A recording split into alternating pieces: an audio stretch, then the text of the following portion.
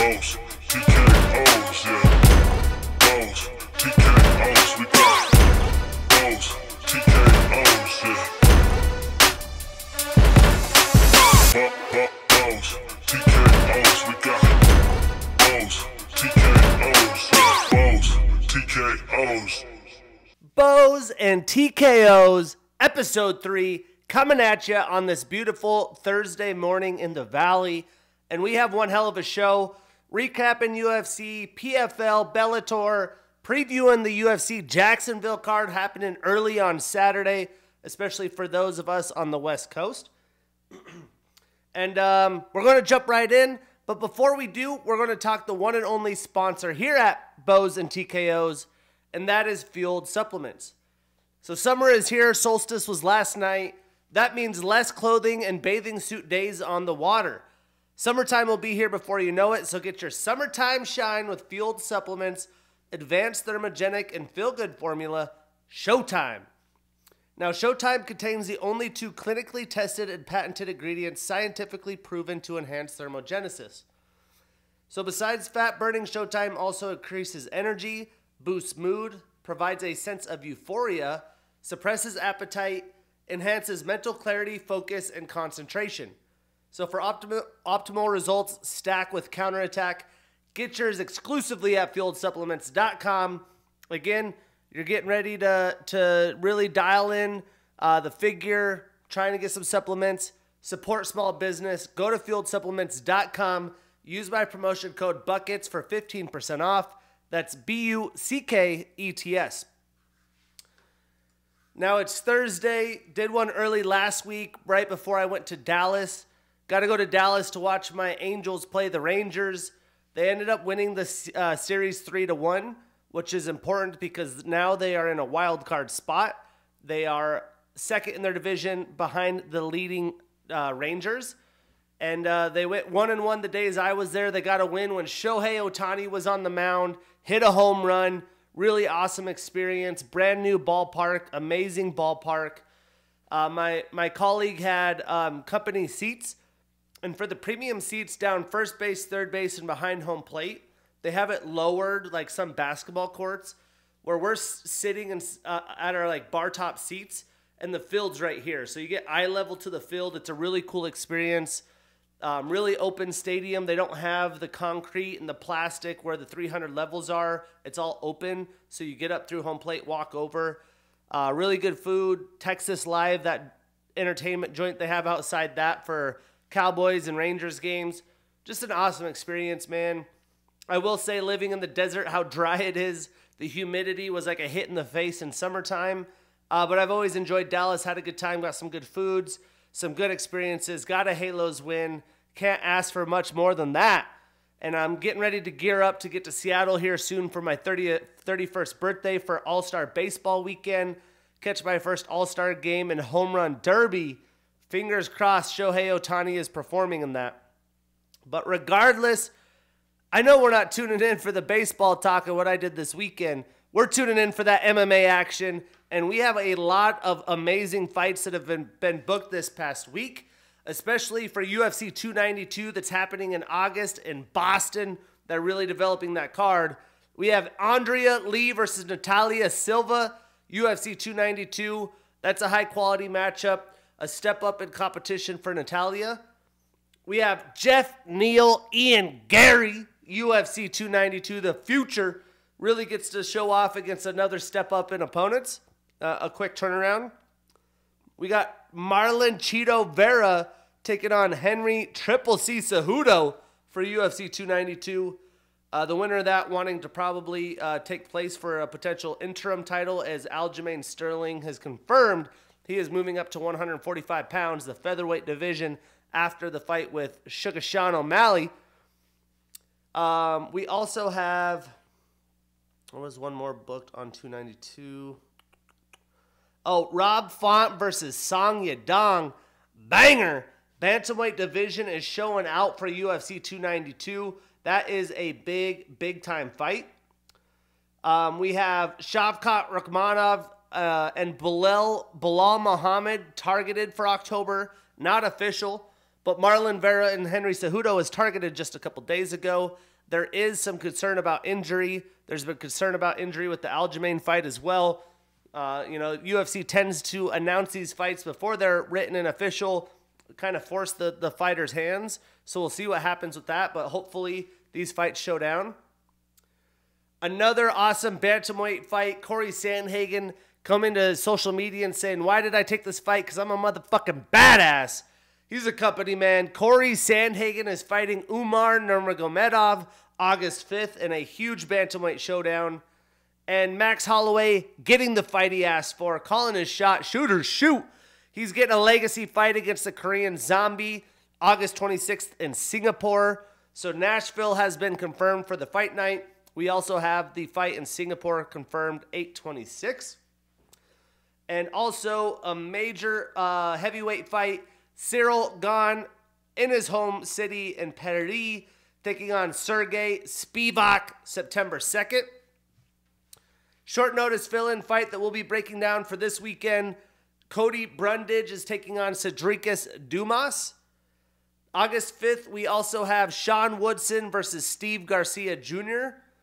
And the man that I've been wanting to see for quite some time, Guram Kutateladze, taking on Elves Brenner, July 1st. A fight that we talked about that I posted on Bows and TKO's Instagram, at Bows and TKO's. We do Matchmaker Monday of hypothetical matchups after the following card that happened that Saturday.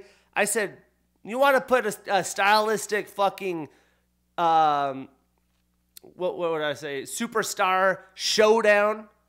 Give us Kai Kara France. Give us Manel Kopp. That has been verbally agreed on for the Sydney card. That's going to be awesome. And Virna Jandarova's out, so Jessica Andrade is stepping in and taking on Tatiana Suarez at UFC Nashville. Chris Curtis, the savage that he is, 2 headbutt issues, fought, I don't know, this will be his 3rd time in just like probably 6 months, is taking on a very good Anthony Hernandez September 16th, so he wants to get that win back, try to keep fighting for his UFC career. And then we have Yana Santos versus Carol Rosa, July 1st. I think there was one more that I missed. And for BKFC, we're getting Fabrizio Verdum versus Junior Dos Santos, September 2nd. So BKFC bringing the old guys back, getting ready for a scrap. And then lastly, Conor McGregor misses the USADA test and will not be fighting this year. And I haven't been the biggest fight fan of Conor because the way the UFC has treated him, giving him easy fights. You know, his best fights were against Nate Diaz, who wasn't even a top 10 opponent. He was getting directed to title fights. I liked this fight for him. He could earn his way back to a title shot. Clearly, the reason that he's not in USADA is because he's taking stuff that he's not supposed to be doing. Obviously, he was on TMZ with this incident with this woman. Clearly, he still likes to party a little bit. There's just a lot of things going on. Daniel Cormier yesterday, I think, said it best, that the fame has gotten to him. He's been at such a high level of fame to sit down, get clean, focus on fighting, a training camp, and be determined with your schedule and your day-to-day habits. It's tricky when you have that kind of fame, fortune, and money, and you've accomplished so much. I would be shocked. I mean, absolutely shocked if we saw Conor McGregor maybe Q4 of 2024, because I don't think that he's going to be cleaned up to be able to get in USADA. Take that as you will. I'm not here to make a bunch of drama on headlines and clickbait articles. I just understand where he's at right now. I see it. You've seen it. Ultimate Fighter, you see even more of it. He is not going to be fighting anytime soon because he's not going to be willing to get clean for the USADA pool, which is very, very serious. You don't want a suspension there. So that's my 2 thoughts on this dramatic situation. I know a lot of fight fans want to see him back. I'm like, man, whatever. The documentary was all right. It was just more press to keep him, relevant. I'm going to be super pissed if he does get to fight Charles Oliveira, which is rumored right now, or gets to jump right into a title fight. That would be the UFC way with this guy. But speaking of Ultimate Fighter, we had the Ultimate Fighter this week. I was going to film this Tuesday night, ended up not. So I was able to recap the Ultimate Fighter. And honestly, the major things to recap is the veterans whooping that ass once again, making it look easy, to be honest with you. This week was the dramatic catchweight bout that was argued back and forth. Conor never showed up for the catchweight decisions. You know, he basically never shows up to anything unless it's the fight. Maybe some training here and there. He did have Stephen Wonderboy Thompson come in and try to help his young prospects out, which was cool to see. Love Stephen. You know, he's awesome, and clearly Conor thinks highly of him. But other than that, anything that's like, you should come and talk about this, or, you know, check on this, help your fighters cut weight, he ain't there. He's got bigger things going on, you know, quote unquote. But we had Timur Valiev. Is it Timur Valiev? I don't want to get his name wrong. I hate when I do this. Yep. He's a guy that I honestly was shocked got cut by the UFC in the first place.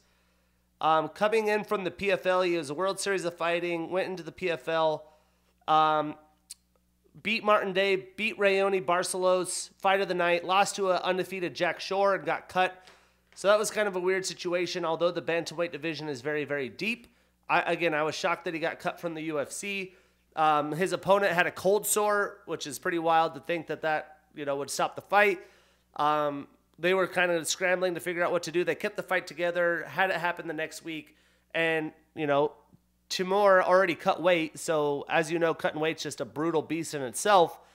So they wanted to try to catch a catch weight. Conor's team wanted him to cut more because he's the bigger fighter. Just a bunch of drama there. But really, the vets keep kicking ass. Conor's a no-show for most of the stuff. Classic Ultimate Fighter.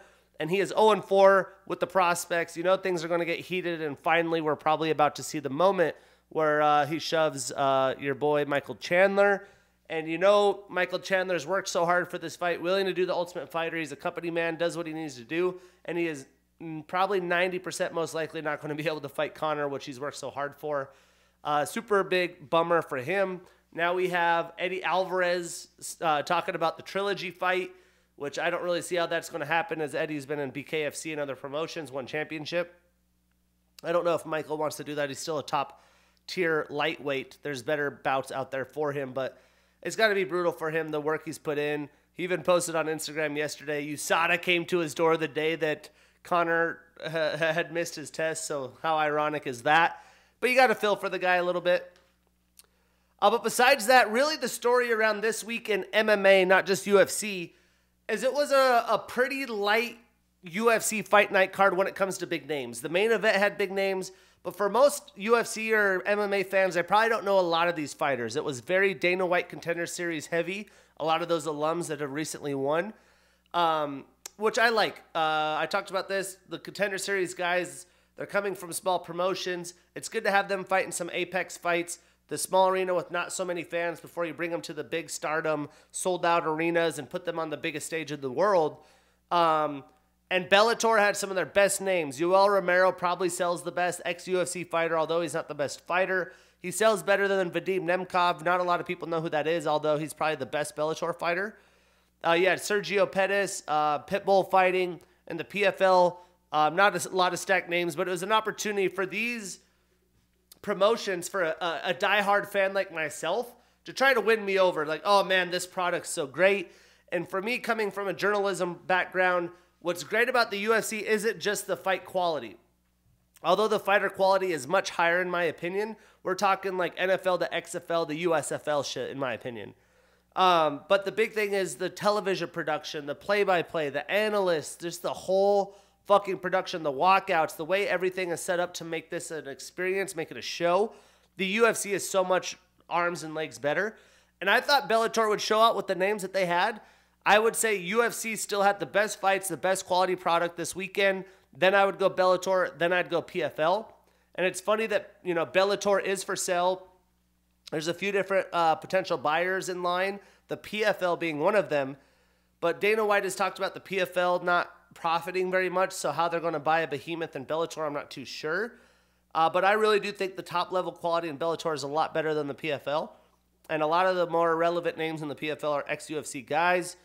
They had a bunch of issues with drug testing recently, a lot of guys popping. So there's just a lot of other intricacies when it comes from promotion to promotion. And that's just why I can't get fully bought in. You know, I'm doing my best because I have the podcast. I want to be able to relate. There's probably fans that like the other promotions. I want to get into it, but it's just not going to be the level that the UFC is. But I do tune in for the big cards. I did not watch Bellator Showtime on Friday night. We went and had dinner at a nice steakhouse and had some fun in Dallas. But I did find a stream to watch the big time fights. You could watch the post-lims on YouTube. And I'm an ESPN Plus subscriber, so I could watch PFL on demand whenever I want. So let's start with the PFL. We had Ante Dalia with a unanimous decision over Maurice Green in the main event. And I don't know, man. This was just a cringy fight. Maurice, I don't think has looked great since he's left the UFC. You know, he's doing well in the points. If he would have got a win here, he would have clinched the playoff spot in the regular season PFL format. But the way John was coaching him in the corner, it was like false, you know, hope, I feel like. After the first round, he was just getting completely dominated. I don't know. It was just it just felt weird. It wasn't a great quality fight. And for them to have that as a main event, I thought was a slap in the face as the two-division champion, Larissa Pacheco, who beat the very famous Kayla Harrison, had a first-round knockout over Amber Leibrock. I think that should have been the main event.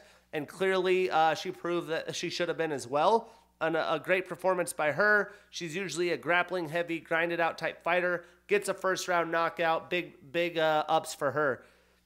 We had Matheus Scheffel with a round 1 knockout over Renan Fajeda. Two big Brazilian guys going at it. Usually in the big divisions, you're going to get a knockout. Matheus Scheffel got the job done. Ex-UFC fighter Aspen Ladd got a round 2 submission via armbar over Carolina Sobek. This was kind of a back and forth affair. As the fight went on, Aspen really was able to control the grappling, tire her opponent out. And this was big because if she could get a finish in the first 2 rounds, she clinched her spot in the playoff standings over some other fighter. She able to got the job done with just seconds left. She got that armbar. You could see her, the other lady watching was kind of devastated. That's what's kind of fun, is just the format's different. I like the stats at the PFL. They show the strikes. It's more analytical. They have the AI cards versus the judges cards. They're trying to be creative to bring fight fans in, and I like a lot of that new stuff when it comes to technology, the ref cam. You know, their booth has a lot of ex-MMA fighters. I just don't like the energy that they bring. They kind of talk monotone, like meh, meh. And it just doesn't get me excited and fired up. The UFC has these great trailers. DC and Joe Rogan are fucking hyped. You could tell the passion behind it. And I feel like these ex-UFC guys in the PFL, they don't have the passion. They're using it as a job to make money, and they're not as passionate about it. And they don't have the tonality for it. They're not trained broadcasters. Neither is DC. But you get trained with really good people. When you have John Anik around and Joe Rogan around, they've been through it. They know how to do it as professionals. And that really carries over. And I mean, guys like Dominic Cruz, Paul Felder, they're very high level. Michael Bisping. So, and you can see they're passionate about it. I mean, Bisping's an animal. He has his podcast. He does so many things. So I like some of the things the PFL's doing. It's just the product isn't there. And then we had Dennis Goldslav with a round 1 TKO over Yorgan De Castro, making it look easy. Yorgan De Castro's best days are definitely behind him. So John Jones, training crew, definitely struggling in the PFL there. We also had Julia Budd with a unanimous decision over Martina Jindrova. And this was an interesting fight as Julia was really getting to take a tour.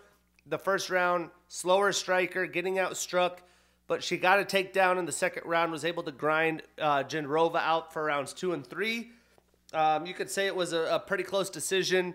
I like the decision to Julia Budd. I thought she deserved that. And she's been a very consistent fighter for the PFL. The PFL has one more week, last regular season card until August, as they do their session, let the fighters break until August, and then it's a playoff time. Prelims on ESPN Plus at 3. The main event on ESPN at 6 tomorrow on Friday. The main one, we have Oliver Aubin Mercier, ex-UFC fighter, taking on Anthony Romero, who's 12-1. A really good young fighter who has fought in LFA. He was a Contender Series alum with the Victory, didn't get the contract. He also fought in King of the Cage. So he's young, good record. He's on his way. This will be a stiff test for him and a stiff test for OAM.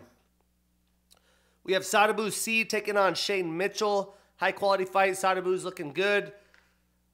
You know, this guy desperate for a win and a high quality UFC, ex-UFC fighter. I think the biggest name the PFL has signed, Shane Burgos taking on Yamato Nishikawa.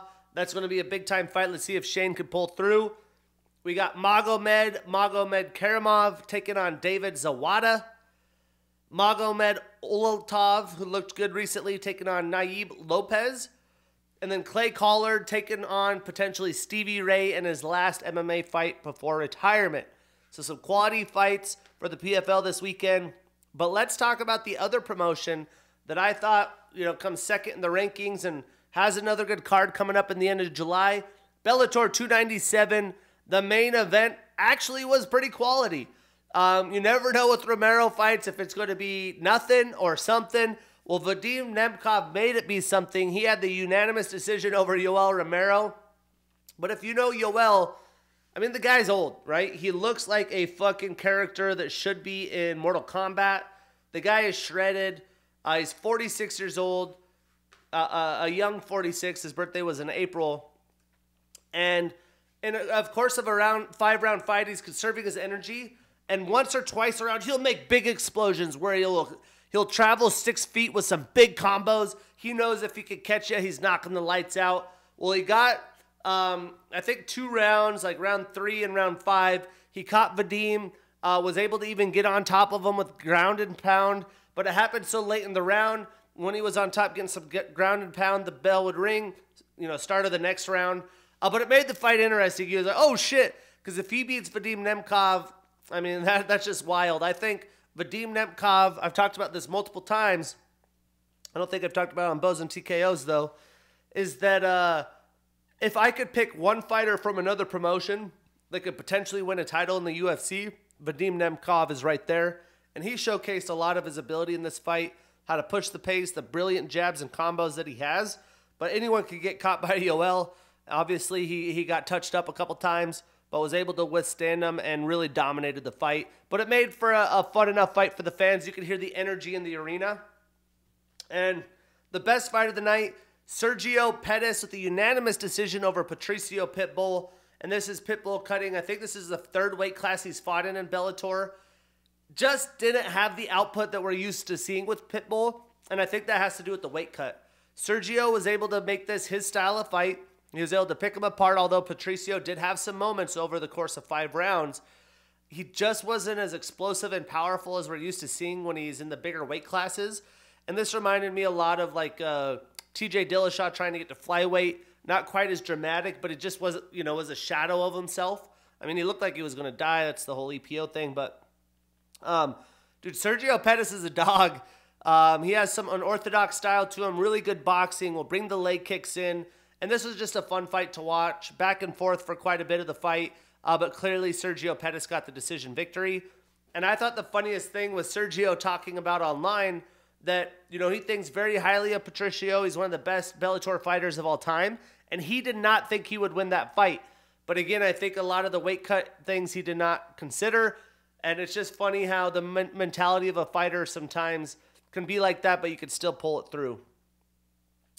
Oh, we had Corey Anderson, ex-UFC affair here, with a split decision victory over Phil Davis. And this was really damn close. I think Corey did do enough to get the decision victory. He controlled the grappling a little bit more with Phil. Phil had some better striking moments, as you'd expect. But Corey Anderson's a dog. He's relentless. He reminds me a lot of Derek Brunson. And he got the decision victory. And in the post-limbs, we had Mike Hamill training here locally in Arizona, who's just been fed a bunch of killers, gets this really good Shamil Nakayev, and damn near gets finished in the first round. Battles out for a majority decision. I don't know how he was able to last after that, but round 2, round 3, had good moments up against the cage, uses grappling and wore on Nikayev, and had a huge win. Really excited to see what Mike does in his future with Bellator. Got a couple local guys, him and Bryce Meredith. We're all aboard their train, so let's keep on chugging. We had Timur Kaziriev with a unanimous decision over Richie Smolin. and Cody Law with a unanimous decision over Edwin Chavez. So the top 2 fights did deliver. Really good grappling affair with the Corey Anderson fight. Those 3 I thought were way better than the PFL performance. So that's why I go UFC, PFL, or Bellator, then PFL. And we'll talk about UFC, why I'm picking it to be higher, with not a lot of star-studded names and more of a shallower card for UFC. Like this card this week in UFC would dominate, but it's funny that even on a light night, they still outperform. When it comes to the UFC, before we even talk about Fight Night Vegas 75, the problem for me, and I don't watch Bellator and PFL enough to know this for sure, but in my viewing experience, you don't get the drama that you get in the UFC when it comes to judges, consistent judging issues, no contest, the clash of heads again. We'll talk about late stoppages. There's always just some fucking drama, and a lot of the judges are the same in different promotions. But I think it's just the speed, the IQs, the high-quality fighting brings this into us. But if they could get that fixed, that would just save them so much time, effort, and energy, us as fans. I doubt a fix is happening anytime soon, though. But for Fight Night Vegas 75, we went 6-2 in the picks, so 18-8 so far with bows and TKOs. We out here putting up good percentages. And there was a lot of fights that we did not break down last week, but I talked about, matchup-wise, could turn out to be great fights. And a lot of it was the Dana White Contender Series alums who are new to the UFC, and that's exactly what happened. I mean, this fight right here, Carlos Hernandez with a unanimous decision over Dennis Bondar. One hell of a flyweight fight. Dennis thought of really highly, got hurt in his last fight, took some time off. And Carlos Hernandez hasn't had that hype, but is just improving so much year over year and is such a sound fighter. His boxing, his striking, the dog in him. High quality fight. I loved this fight. I thought this fight was just as good as quality as we saw in the other promotions, just this one alone. Then we had Kung Ho Kong with a round 1 submission via rear naked choke over Christian Quinones. And this was wild because this was a firefight right out the gates. Christian landed a couple big shots, rocked Hong, got a little too over assertive. Kong caught him with the counter shot, ended up getting his back rear naked choke. So quick turnaround, the tables turned in that fight, but a great fight. Again, if you're an ESPN Plus subscriber, check these out. You'll see these guys that are going to grow up to be big-time fighters, especially in the flyweight division, ranked fighters. You're getting to see them early on. That's why I bring them up. I see them. I'm like, I want to follow this guy. This guy has potential. That's why I break these fights down. We also had Alessandro Costa with a round 2 TKO over Jimmy Flick. Was landing some massive, massive calf kicks. Jimmy Flick, a veteran, had ups and downs. Came out of retirement once he retired, really wanting to show out against a very, very tough young talent, and he was just brutally getting beat up. He was falling down from the leg kicks. Then Costa was landing big shots. He's got massive power for a flyweight. This earned him performance of the night, 50 Gs. We'll be seeing Alessandro Costa a lot more. And, we didn't break these fights. I'm not talking about their next opponents. But if you ask me, the easy fight is Carlos Hernandez, Alessandro Costa, 2 Contender Series flyweight alums, that looked great this weekend. Put them in a card late summer, early fall. And then this man, Jesus, what an elbow this was. Manuel Torres with a round 1 elbow fucking forehead denting knockout over Nicolas Mota. Performance of the night, 50 Gs. Mexico, stand up. Another stud to watch out for. They were in the pocket firing early, and I thought it was a left counter hook that landed that knocked out Mota, completely knocked him out. But it was a short elbow that literally dented his forehead in.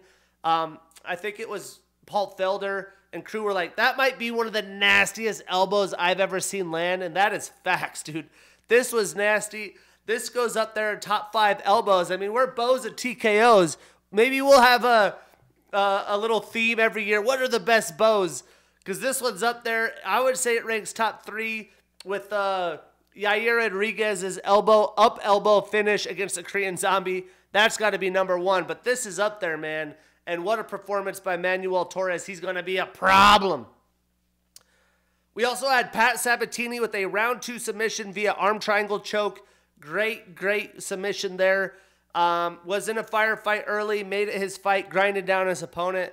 Big win for him. He was in big need for a win. So those are all fights before we even broke down the card. So let's start in the prelims with Modestas Bukauskas with a unanimous decision over Zach Pauga.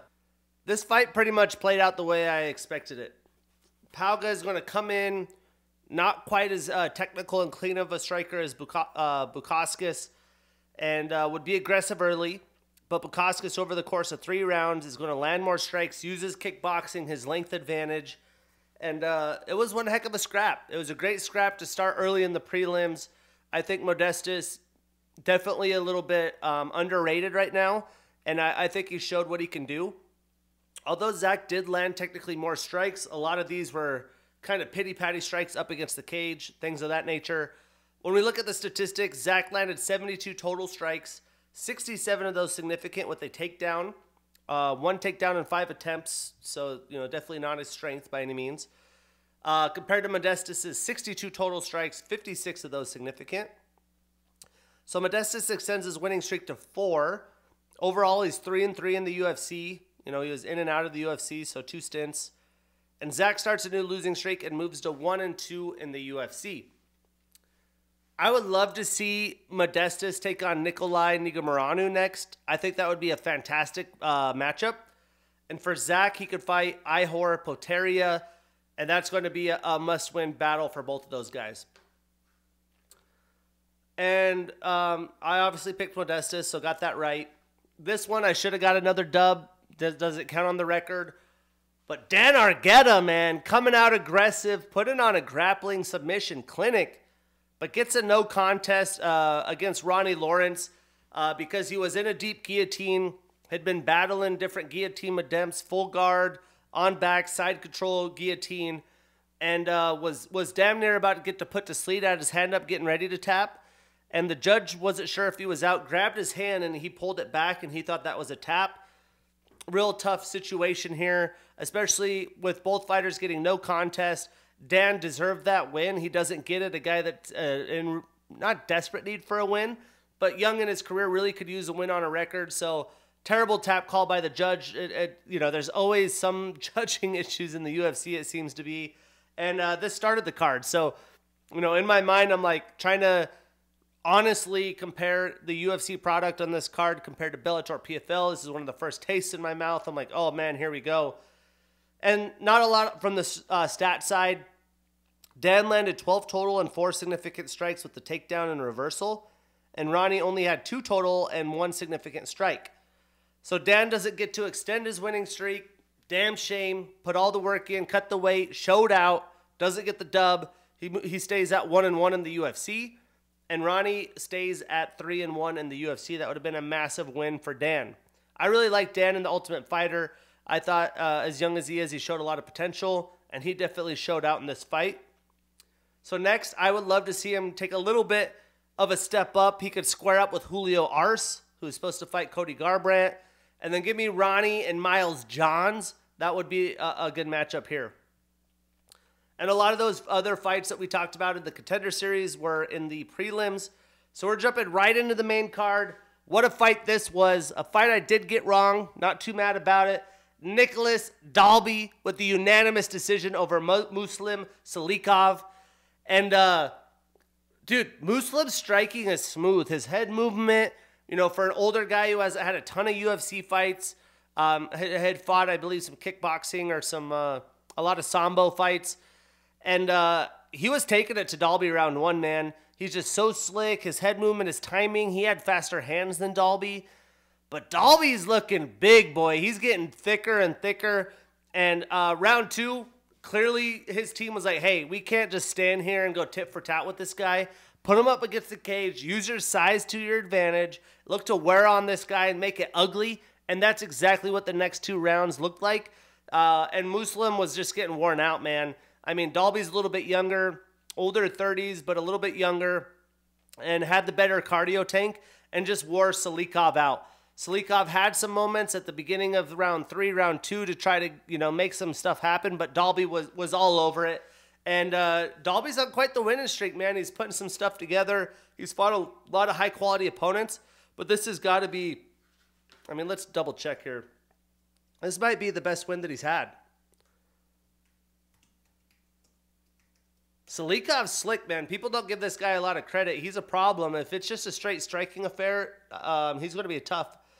So Dalby has wins over Warley Alves, Claudio Silva on this winning streak. He beat D-Rod, Alex Oliveira. Yeah, I mean, in my opinion, this is his best UFC victory. Well, he beat Eliza Zaleski. That's a pretty quality win. And obviously D-Rod. But he's having kind of a late career resurgence. I was just very impressed. Statistically, he landed 104 total strikes, 86 of those significant, high volume, had 2 takedowns in 5 attempts. And Muslim landed 70 total strikes, 57 of those significant, with 2 takedowns himself. So again, Nicholas extends his winning streak to 3. Muslim starts another losing streak and is 1-2 since the beginning of 2022. So Dalby's on quite a roll. I think a matchup with Gunnar Nelson, we talked about this on Matchmaker Monday, that would be a great fight, with the winner getting the opportunity to fight in the top 15. And for Muslim, Elizao Zaleski, we just talked about him, or D-Rod, some ex-Dalby opponents. Those would be ideal opponents, high-quality fights. It would be great for the fight fans and the UFC. And another very, very high-quality fight. I mean, I was talking about this having potential fight of the night potential. Armen Petrosyan with a unanimous decision over Christian Leroy Duncan. And quite different styles these guys have, but styles that I feel like could go really far in this division. I haven't seen a lot of Leroy. I picked against him in his UFC debut. He came from, I think, Cage Warriors. Got an early knockout. I was massively impressed. And Armen's been a dog. He beat RoboCop. Has literally been thrown into the deep end since he's been in the UFC. But Armen is so technical. And what Christian Leroy Duncan does reminds me quite a lot of what Sean O'Malley does, but with a, light heavyweight frame.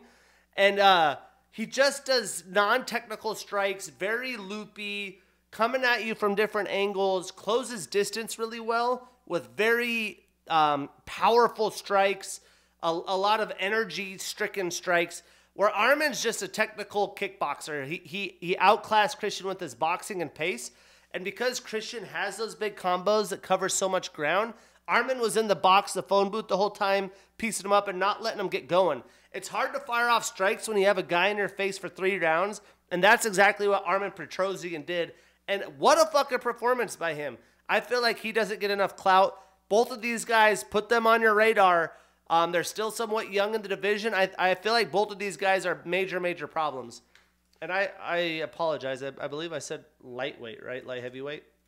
These guys aren't light heavyweight. They are, what?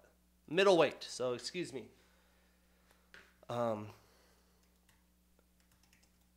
who was it that Leroy beat? I think it was RoboCop.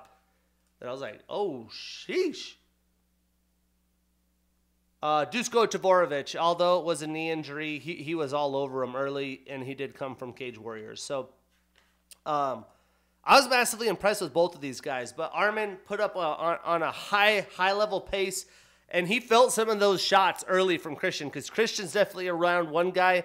With his style, he's not trying to fight to round 2 and 3. He had to dig deep in this fight, and I thought he would fade a lot more. He looked great in round 2s and 3s from a cardio standpoint with how much power he was putting in these shots and crazy spinning techniques and things like that. A lot of guys would be gassed out.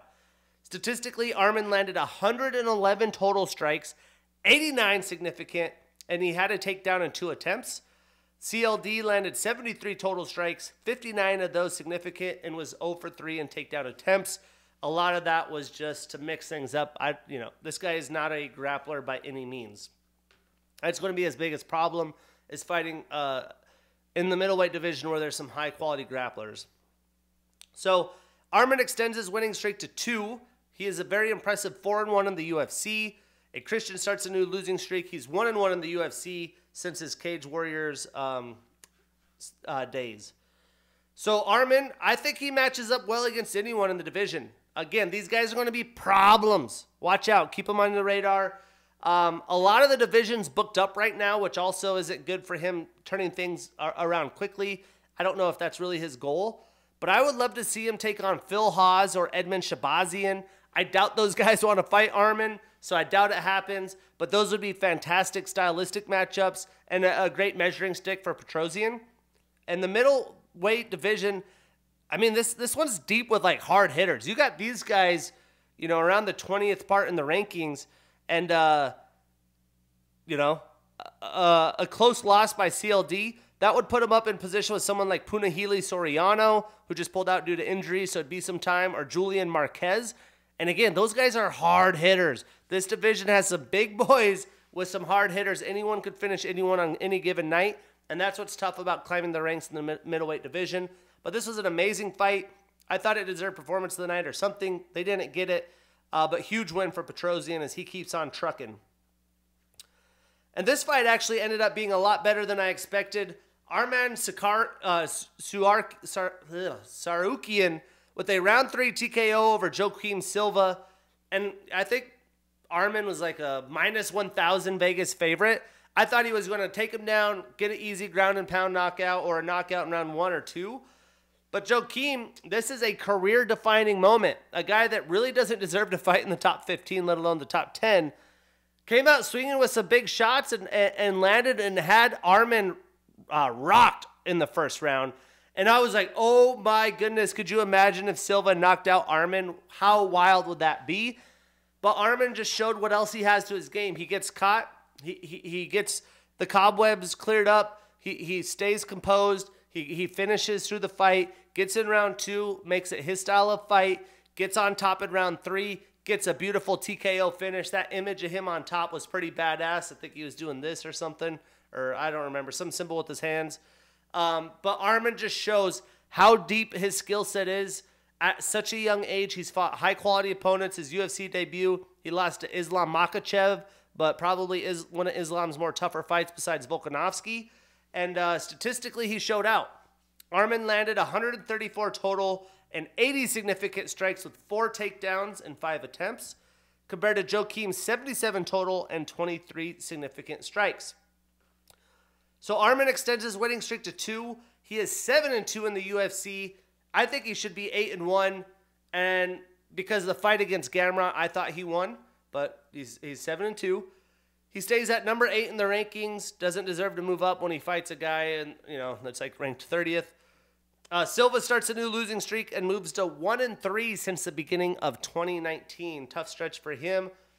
Had his one shot, almost got it, but Arman's too tough. So in the post-fight interview, Arman called for Michael Chandler. Was kind of funny. Like, obviously, bro, you're not fighting Conor. He's not even getting in the testing pool. He's on my side. We don't think McGregor's fighting anytime soon. I don't think Chandler wants that fight. So if you want a high-quality fight, let's take on Rafael Fiziev. Could you imagine that battle, Fiziev and Sukarian? That would be badass. And for Silva, if he still is with the UFC, a fight with Ricky Glenn would be the one to make.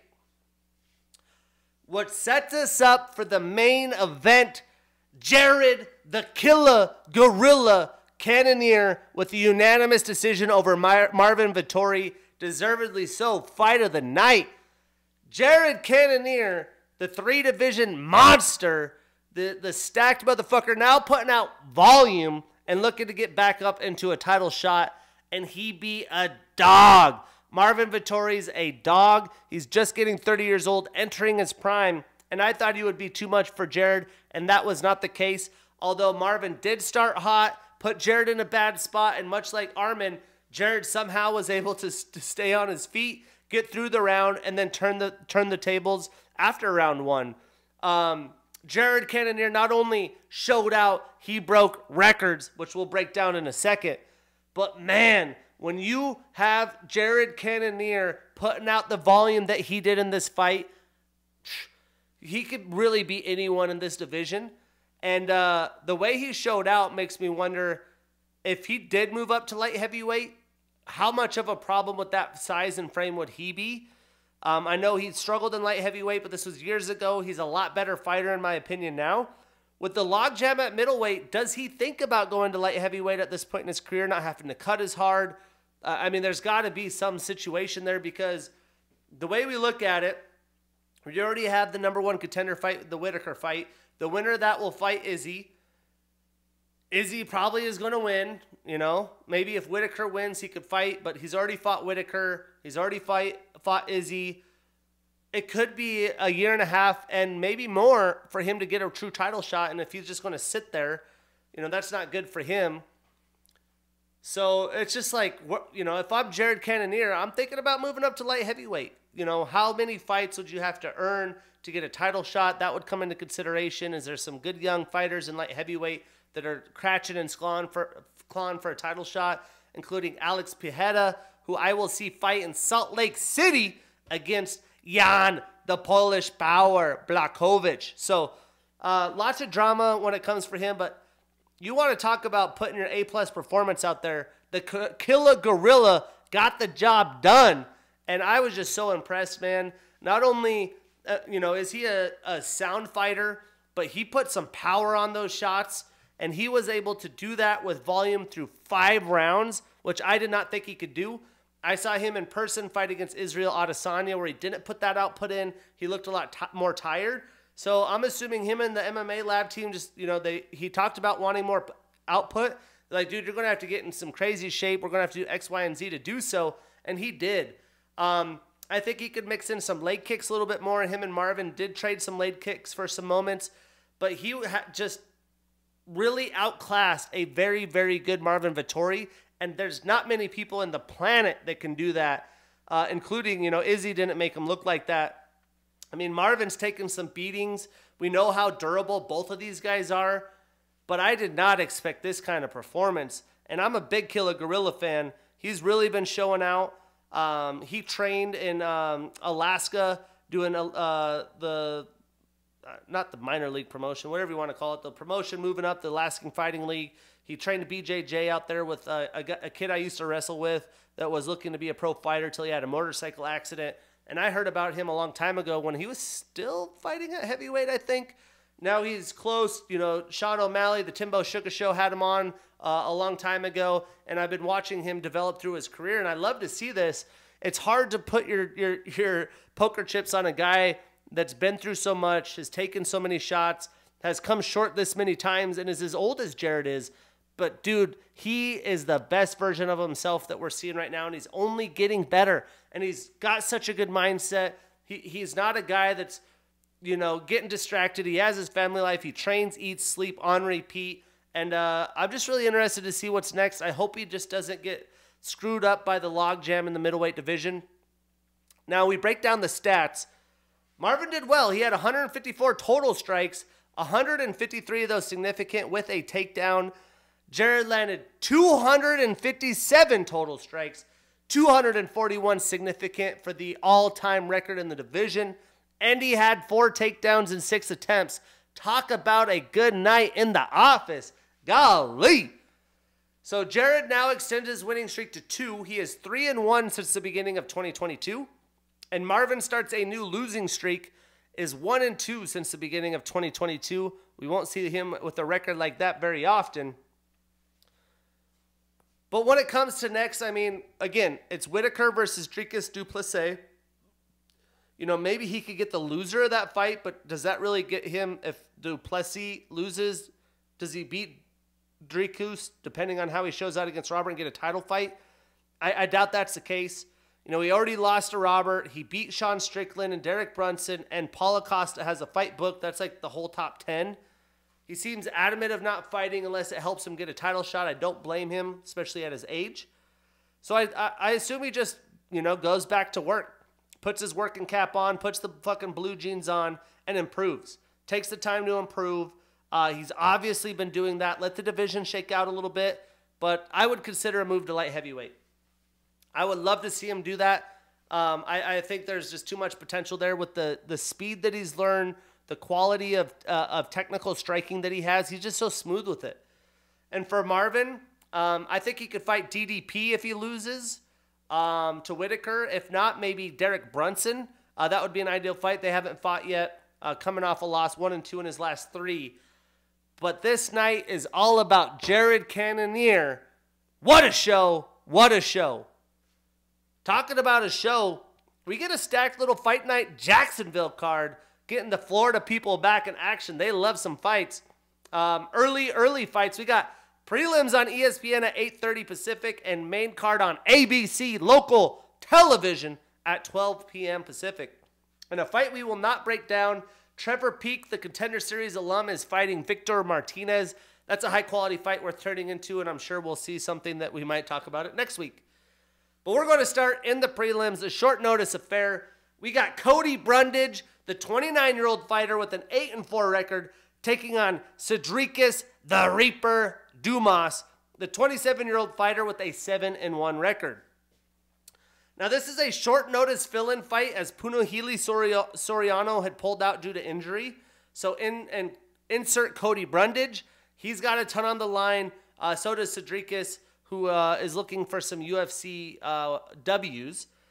Cody trains out of Factory X. He's on a 2-fight losing streak. He is 2-3 in the UFC. He is an LFA and Contender Series alum. 4 of his 8 wins are via knockout, 3 via submission. So 7 of his 8 wins are via finish. Very, very impressive. Cedricus is on a 1-fight losing streak. He is a Contender Series and Icon FC alum, and he has a 7-inch reach advantage. Massive. Now, both fighters, they're in desperate need of a win in the UFC here. A short notice fill-in fight for Cody. I think that does put some of the chips in Dumas' stack. I think Cody looks to grapple Dumas, though. That could lead him to victory. He's going to make this a fight that Dumas does not want to deal with. That's probably why he took the fight short notice. For that reason, I am taking Cody Brundage. I am putting him on that parlay. We are marking him down, and we getting that bread. Moving on, we got Tatsuro Taira, the 23-year-old undefeated fighter with a 13-0 record. And you heard that right, 23 years old, taking on Cledson K.R. Rodriguez, the 27-year-old fighter with an 8-2 record. What a fun matchup of 2 very promising young flyweight studs going at it. Unorthodox styles. This is not classic styles that you coach up in the gym. They are so much fun to watch as MMA fans. And I can't wait to see where this fucker goes. Tatsuro, he's undefeated, 3-0 in the UFC at 23 years old. I mean, what was I doing at 23? I had just moved to Seattle, broke as shit, starting my career in sales, and was working 6 days a week, 12-hour days. I was just trying to survive. We got this young stud, undefeated, 3-0 in the UFC. 7 of his 13 wins are via submission, and he does have a 3-inch reach advantage. Now, Cledson trains out of Team Nogueira. He's on a 1-fight winning streak. He is 2-1 in the UFC. He's a Jungle Fight alum, and 4 of his 8 wins are via knockout, which half or more of your fights are via knockout in the flyweight division. That's very impressive. I really do think this is the toughest test to date for Tatsuro. Either way, this fight is a win-win for fight fans on ESPN, so wake up, tune in. Tatsuro is a more sound fighter, in my opinion, all around, has more technicality.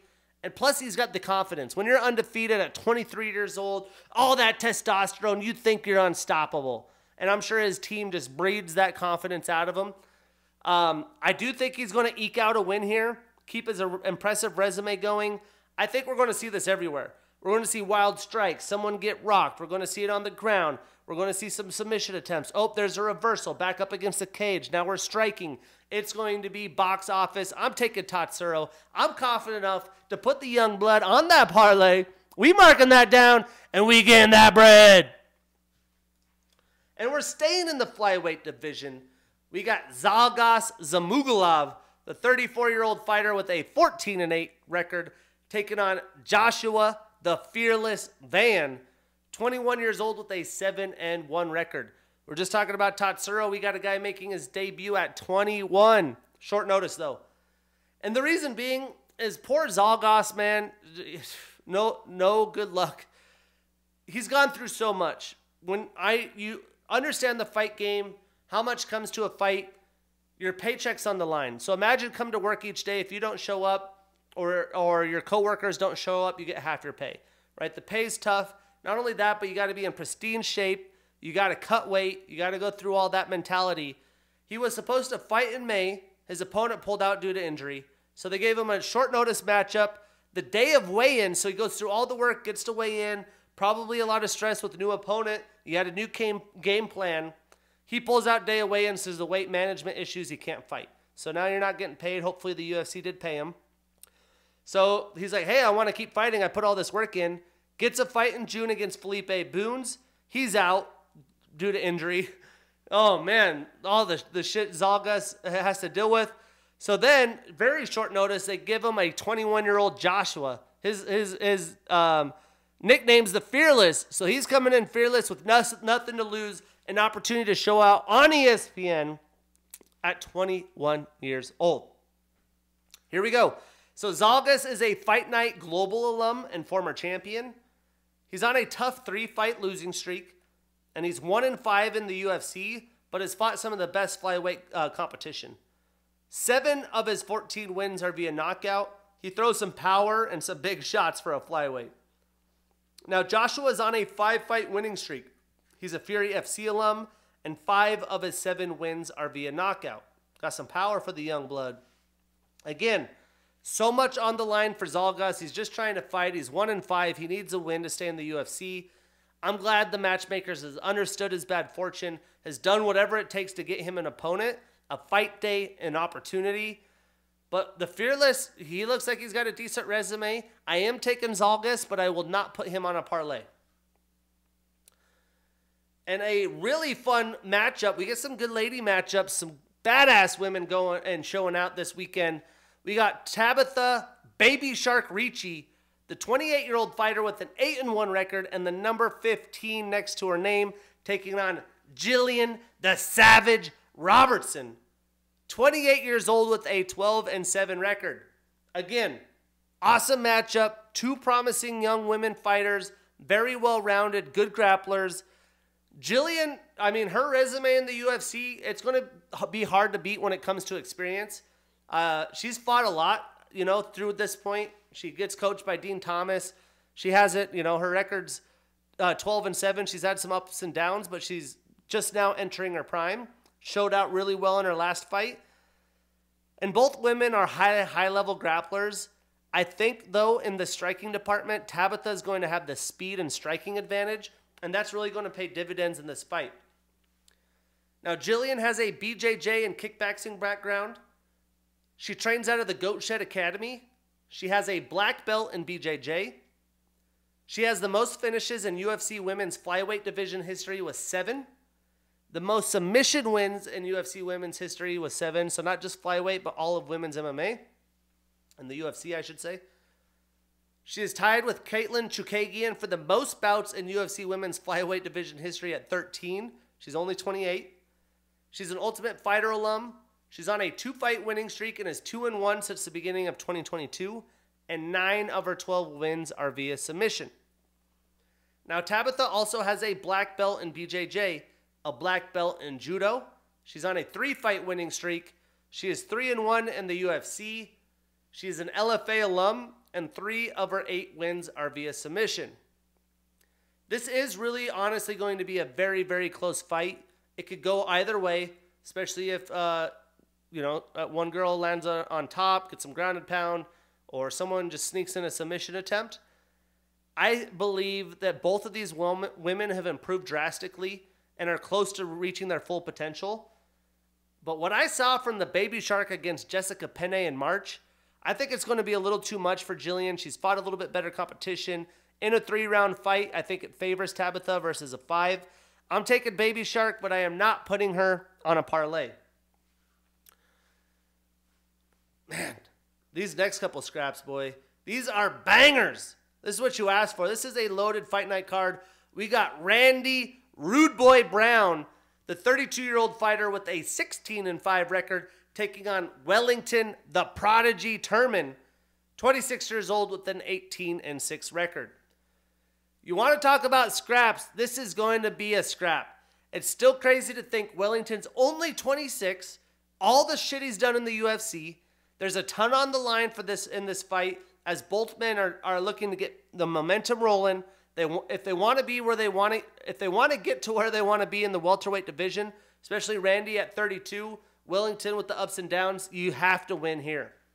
That's the thing. Like, although these guys aren't in the top 15, you have a trajectory. You're climbing up the ladder, and one step could bring you down like 5 pegs on the ladder, right? Wellington, not quite as much on the line, but Randy loses here. Like, it's going to be really stiff climb up. At 32, you're going to have to be active and maybe in your later 30s, but not a lot of guys have a lot left in their later 30s. Not everyone's Jared Cannonier or Glover Teixeira. But Randy has a brown belt in BJJ. He is a Ring of Combat alum and former champion with 2 successful title defenses. He's on a 1-fight losing streak, but is 4-1 since the beginning of 2021. So not super active, but rolling. 6 of his 16 wins are via knockout, 5 via submission. So 11 of his 16 wins are via finish. And Randy's long, man. He's got a 6-inch reach advantage and a 4.5-inch leg reach advantage. Now, Wellington has a BJJ background with a black belt. He trains out of Teixeira MMA with Glover and Alex. He's on a 1-fight losing streak. He is 2-2 since the beginning of 2021. So same as Randy, hasn't been super active, but, you know, little 500 action. 8 of his 18 wins are via submission.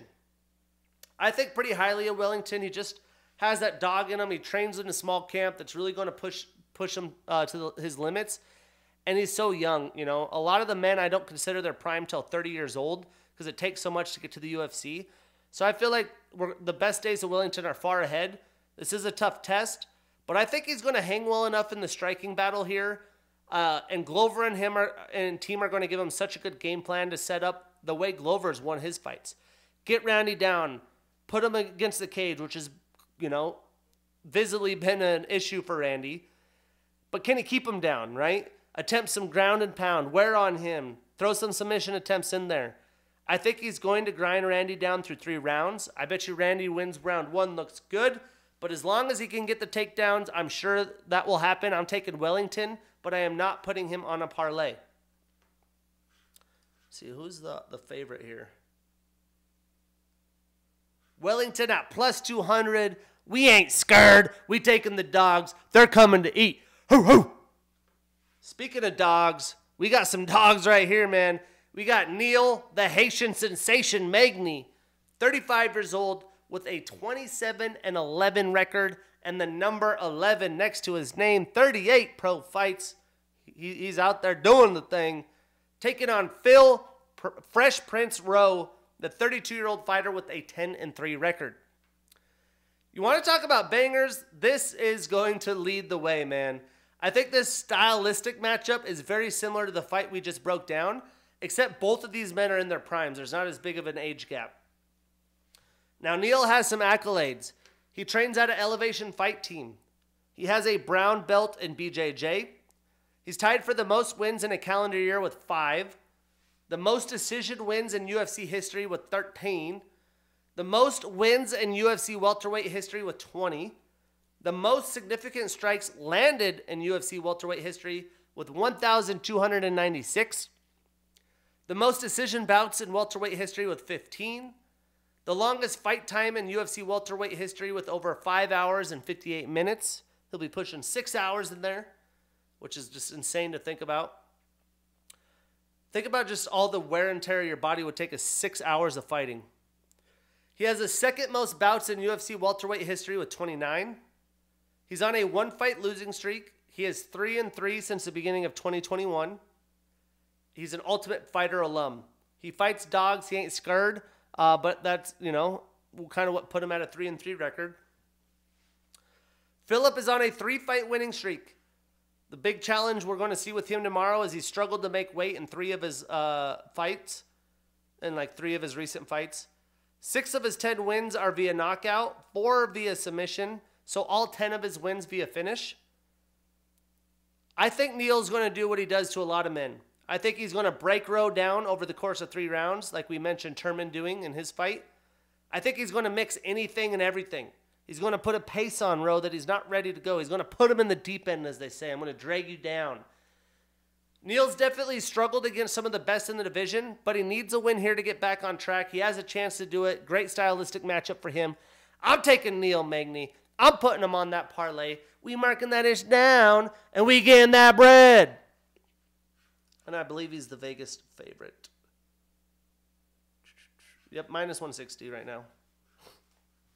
Moving on into the main card. What a prelim headliner that is. We get Brendan All-In Allen, the 27-year-old fighter with a 21-5 record and the number 13 next to his name, taking on Bruno Blindado Silva, the 33-year-old with a 23-8 record. This is going to be a high-level fight to get the main card started on ABC. Welcome to local television. Now, Brandon is really well-rounded. He's good everywhere, man. He's on a roll. He's got his confidence back.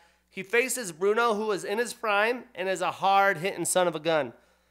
He could finish anyone on any given night, and I'm sure Brendan and that amazing Kill Cliff FC gym is going to game plan for that. So, Brendan does train out of Kill Cliff. He has a black belt in BJJ. Although he's only 27, he's a Legacy FC, LFA, and Contender Series alum. He's on a 4-fight winning streak and is 6-1 since the beginning of 2021. Talk about being active. He has his last 2 fights have been performance of the night. So not only has he been active, but he's been showing out and getting them paydays. And 12 of his 21 wins are via submission. Now, Bruno has a black belt in BJJ. He's an Ultimate Fighter Brazil alum, an M1 alum, and former champion of M1. 3 of his last 5 fights have been performance of the night, so this guy shows out. That's how you know this is going to be a great way to start the main card. He's on a 1-fight winning streak and is 4-2 since the beginning of 2021. 20 of his 23 wins are via knockout. He possesses the power. And 6 of his 8 losses are via submission, which is a strength of Brendan. So again, there's a lot of weird stylistic matchups, but as you know with strikers, it takes one shot. That's what makes it fun. So as long as this fight is standing and they're trading, it's going to be fun. It's going to be wild. I think Brendan's going to try to show off his striking a little bit, but he knows he cannot be overzealous and put himself in range. I think he's going to get his grappling going early and often, at least slow Bruno down, maybe look for some leg kicks.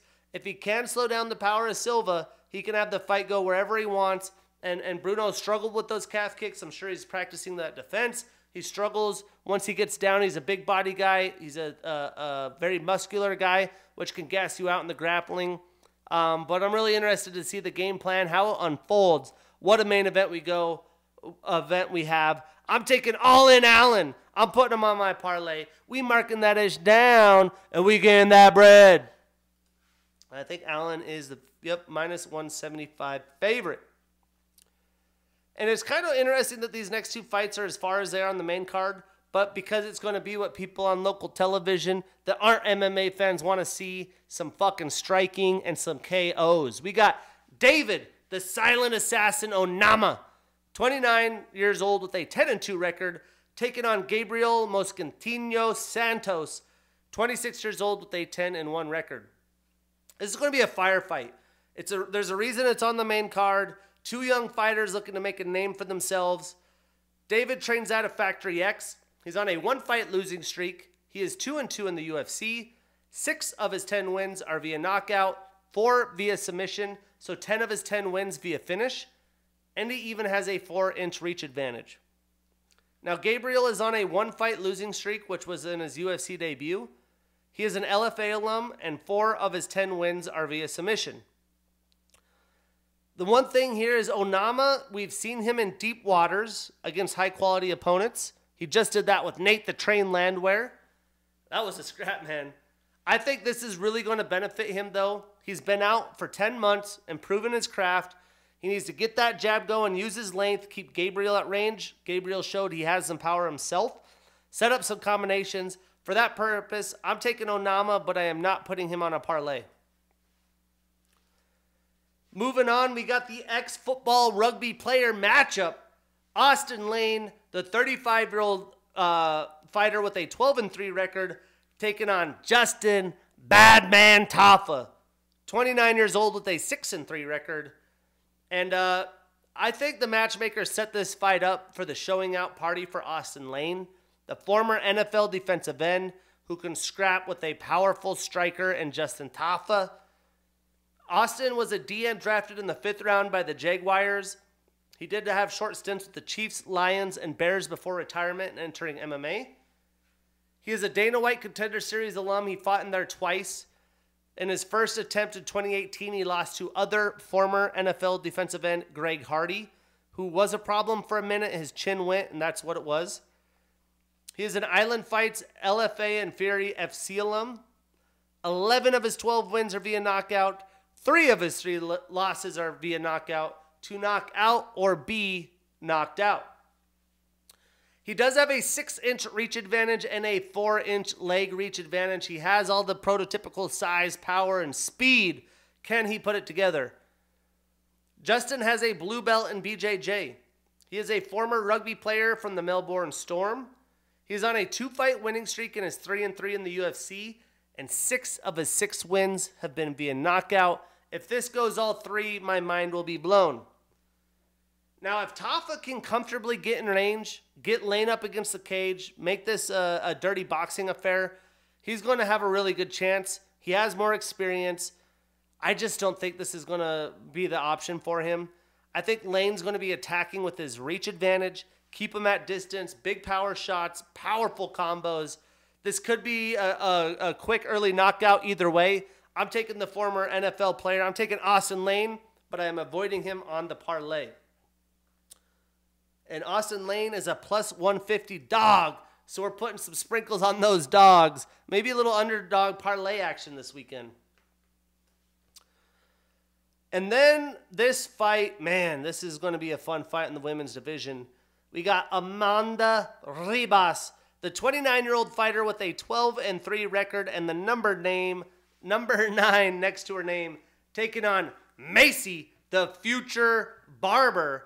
Only 25 years old with a 12-2 record and the number 11 next to her name. This fight, man, I mean, these 2 women have torn through their competition in the UFC. Amanda has quite a bit more experience and has fought stiffer competition. Macy is still so young, but is a problem for any woman in the division because she is so well-rounded. Now, Amanda trains out of ATT. She has a black belt in BJJ and a black belt in judo. She's on a 1-fight winning streak and is 2-2 since the beginning of 2021. She is a Jungle Fight alum. 4 of her 12 wins are via submission, and 2 of her 3 losses are via knockout. Macy has a karate background. She's got a 2nd-degree black belt. She has a purple belt in BJJ. She trains out of Team Alpha Male. She is an LFA and Contender Series alum. She is on a 4-fight winning streak, and 5 of her 12 wins are via knockout. I think this is going to be a back-and-forth, very close striking affair. If that's the case, I expect Ribas to have the speed advantage. She is so quick with her hands and violent, has crazy combinations. But I think Macy will have the power advantage. Ribas moves around so much. Her head movement's great. Her feet are always moving. She's always on her bike. I think it's going to be tricky for Macy to do what she wants to do and probably get the takedown. I think that's going to be part of her game plan, but Ribas is very slick with it. It's going to be tricky to see if she can actually get that done. With the volume Amanda brings, I think she edges out a very close decision victory here. I do think it's going to be super close. If Macy can get a couple takedowns, I could see the tides turning. I'm going to take Ribas, but I am not putting her on a parlay. And then the main event. Oh boy. Now this isn't his formal nickname. I'm going to post this as a reel. Hopefully we could get this going. This should be his nickname. We got Josh, Mr. Clean Emmett, the 38-year-old fighter with an 18-3 record, and the number 5 next to his name, taking on Ilya El Matador Topuria, the 26-year-old fighter, undefeated with a 13-0 record and the number 9 next to his name. What a scrap this is going to be. This is a fire fight. This is like some gladiator shit that you would see back in the day. These guys are going out on their sword. And the reason Josh Emmett's Mr. Clean is he looks like a big fucking bald, shredded Mr. Clean from the 90s, man. Me and my buddy were watching his fight against Shane Burgos, which was one hell of a fight. Fight of the night, fight of the year candidate, where he shredded up his knee and still continued to fight. And at that moment, my buddy was like, I don't know who this guy is, but I'm a fucking fan. This is one badass Mr. Clean. And I was like, we got to make that happen. So Mr. Clean, Josh Emmett. For a fight night, this is as good of a main event as you can ask for. You get guys that are just gamers, man. Emmett's always game. He'll fight anyone, anywhere. He's coming off a title shot loss in a war against a very unorthodox Yair Rodriguez. Now, Ilya, although he's undefeated, is still young, not in his prime, and he is taking a massive step up in competition as he has literally just cruised through the 5 UFC opponents he's had thus far and has showed how well-rounded he is. I mean, this guy is brilliant everywhere. Now, Josh trains at a Team Alpha Male. He has a purple belt in BJJ. He has an NAI wrestling background at a Menlo College. 3 of his last 5 fights have been Performance of the Night or Fight of the Night. 6 of his 18 wins are via knockout. He is on a 1-fight losing streak, but was on a 5-fight winning streak before that. Meanwhile, Ilya is an orthodox fighter. He has a black belt in BJJ. His last 2 fights have been Performance of the Night, so both of these guys getting that bag, they showing out. He is undefeated and is 5-0 in the UFC, and 8 of his 13 wins are via submission. Now, the Vegas odds on this thing, there's money to be made, let's just say that. Ilya is minus 400, Josh is plus 300. I think this fight is a lot closer than the odds suggest. Vegas tends to favor the undefeated guys moving up the charts quickly. I don't know if they, like the older fighters. It's probably the safer bet, but there's definitely an opportunity here. Emmett's been in some fucking wars. The best fighters in the division for quite some time.